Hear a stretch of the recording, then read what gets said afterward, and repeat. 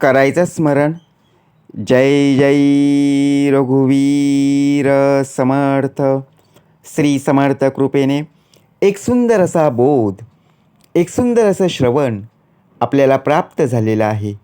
या श्रवणाच्या माध्यमातून उत्तमाचं सामर्थ्यसुद्धा समर्थांनी प्राप्त करून दिलेलं आहे. बघा, प्रत्यक्षपणे भाग कसा दिलेला आहे, नक्कीच श्रवण करूया. समर्थ म्हणाले, आपल्या आयुष्यातला शेवटचा क्षण कोणता ठरेल, कोणता असेल, सांगता येत नाही. समर्थ म्हणाले, आपलं आयुष्य आपण उत्तम प्रकारे जगत असताना ज्याच्या वाटेला येणारा आनंद, ज्याच्या वाटेला येणारे दुःख, हे तो स्वतः अनुभव घेत असतो. कारण प्रत्यक्षात जर पाहायला गेलो ना, जीवनाच्या खेळातील आनंद हा दुःखाला लाताडून मिळवता येऊ शकतो, पण रडून नाही. आता जीवनामध्ये सुखदुःखही येतच असतात, परंतु ज्यावेळी दुःख येतील त्यावेळी त्या दुःखाला बघा बाजूला सारलं पाहिजे. परंतु दुःख आलं म्हणून आपला देह जर रडत बसला तर उपयोग काय?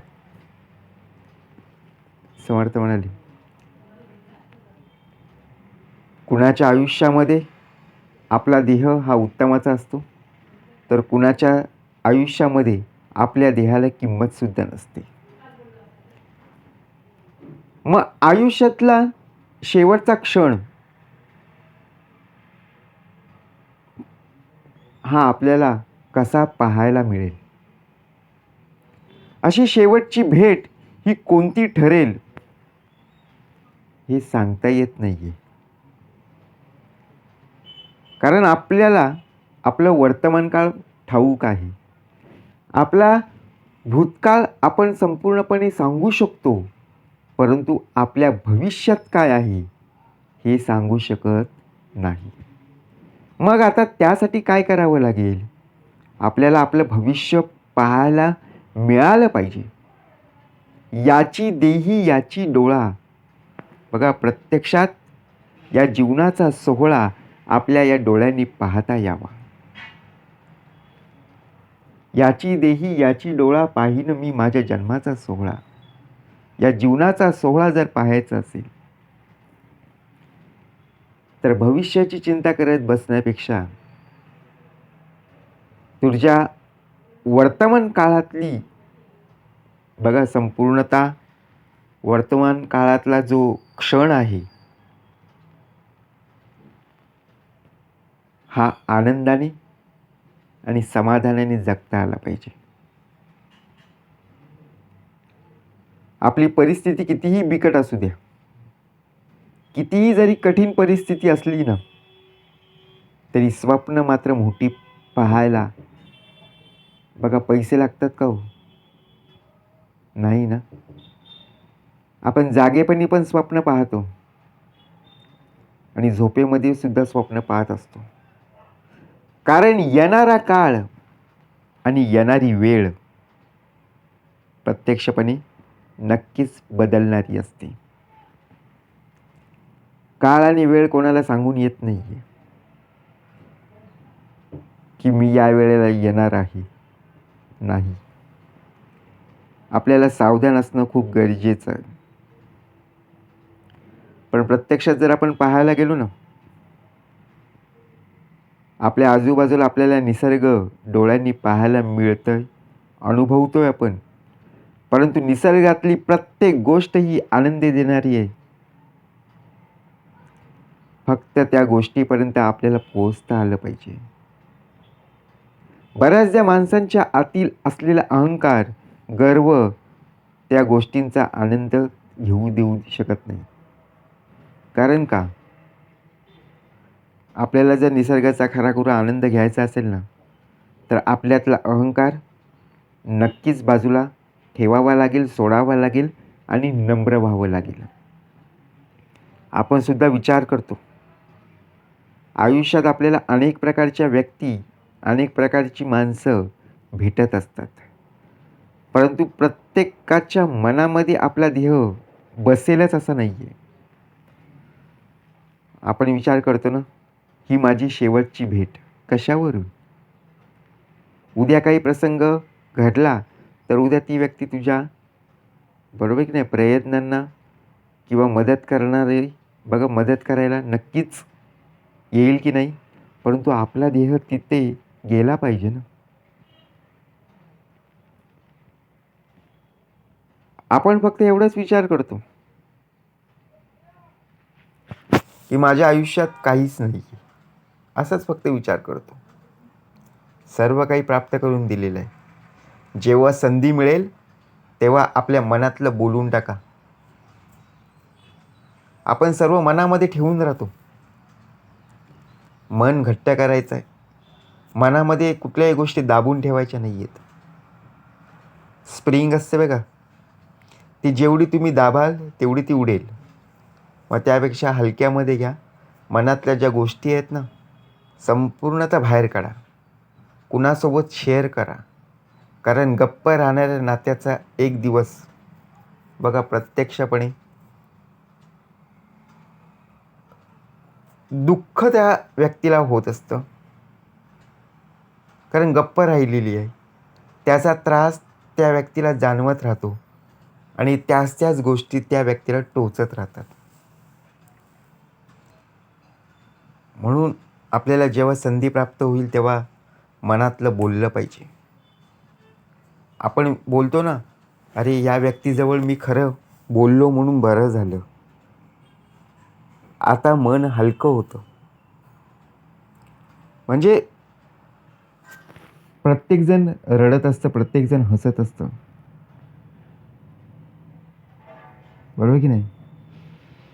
ज्या प्रकारे आपण विचार करतो, एक वेळ भाकरी बनवायला शिकली नाही तरी काही फरक पडत नाही,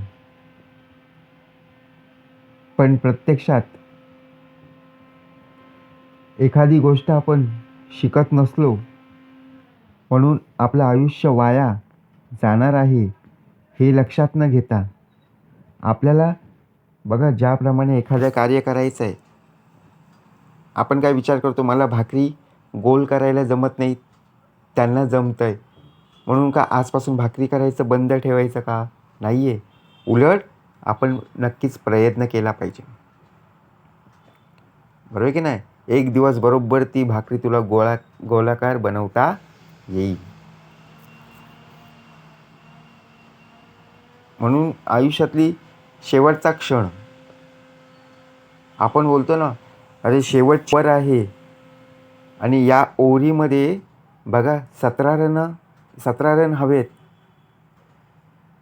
आपल्या हृदयामध्ये धडधड वाढत असते. 6 बॉलमध्ये 17 रन काढायचे आहेत. टी व्हीमध्ये आपण मॅच पाहतोय आणि शेवटचा क्षण असतो, शेवटचा विकेट असतो. आपण डोळ्यांनी पाहतो, अनुभवतो. एक एक बॉल बघा प्रत्यक्षपणे आपण पाहत असतो. किती बॉल आणि किती रन्स, कारण जिंकायचं आहे. आणि ज्याप्रमाणे शेवटचा विकेट असूनही बघा ती मॅच जिंकते ना. एक बॉलामध्ये 4 रन हवे असतात आणि शेवटचा बॉल आणि बघा प्रत्यक्षपणे तो क्षण, ज्या वेळेला तो चौकार जातो बघा, सीमारेषेबाहेर जातो, त्यावेळेला आपल्याला आनंद होतो. असा तो क्षण केव्हा आपल्या आयुष्यात पुन्हा येईल हे सांगता येणार नाही. काही येईल परत परत. आज मॅचमध्ये 1 बॉलात 4 हवे होते, उद्याच्या मॅचसुद्धा असेच होणार आहेत का? 1 बॉलात 4 नाही आहे. असा क्षण बघा आपल्या आयुष्यात पुन्हा येणं नाही आहे, बरोबर की नाही. म्हणजे विचार जर केला, आपल्याला या जन्मातच उत्तम प्रकारे जसं सुख आणि दुःख पाहायला मिळतं ना, तसं सुख हा साधा सरळ शब्द आहे, बरोबर की नाही. परंतु आयुष्यभर त्या सुखासाठी इकडे तिकडे धावावं लागतं. दुःख हा वेदनादायक शब्द आहे, पण आयुष्याच्या प्रत्येक वळणावर जगायचं कसं याचं मार्गदर्शन करत असतो. म्हणजे विचार करा, ही सुखदुःखाची व्याख्या, सुखदुःखाची माहिती आपण जाणून घेतली पाहिजे. काळजी करणं दाखवता येतं, परंतु काळजी घेणं हे सिद्ध करावंच लागतं. आपण ज्या वेळेला बघा आपल्या घरी असतो आणि त्यावेळेला आपल्या आजूबाजूला जे शेजारी असतात, त्यांचा मुलगा किंवा त्यांची मुलगी बघा प्रत्यक्षात एकटी घरी असते. त्यावेळेला आपल्याला सांगून जातात, की आम्ही संध्याकाळपर्यंत बाहेर जाणार आहोत, तर आमच्या मुलांकडे मुलींकडे लक्ष द्या. मग ज्याप्रमाणे आपल्याला सांगितलेलं आहे, त्याप्रमाणे आपण काळजी घेत असतो ना, बरोबर की नाही? म्हणजे प्रत्यक्षात जर आपण पाहायला गेलो, प्रत्येक शब्द न शब्द आपण लक्षात ठेवत असतो. कोण काय बोललेलं आहे. कधी-कधी नातं आणि व्यक्ती ही गमवायची नाहीच. आपण गमावतो कधी-कधी नातं, कधी-कधी मैत्री अशी गमावतो, की जेणेकरून ती व्यक्ती पुन्हा आपल्या आयुष्यात येतच नाही.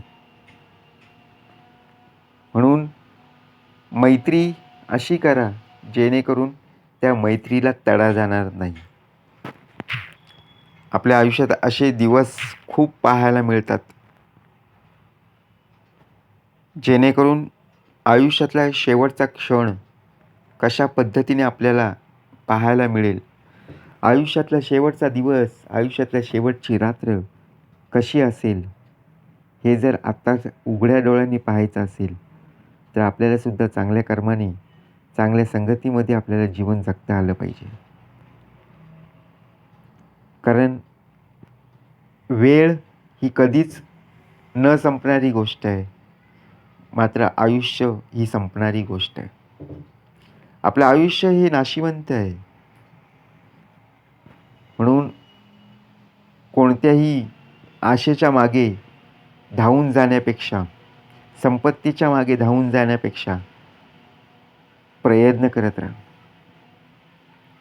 आयुष्य संपून जाईल, परंतु आयुष्य आहे तोपर्यंत प्रत्यक्षात त्या कार्यामध्ये भर दे. तरच तुला त्यामध्ये समाधान आणि आनंद प्राप्त होईल.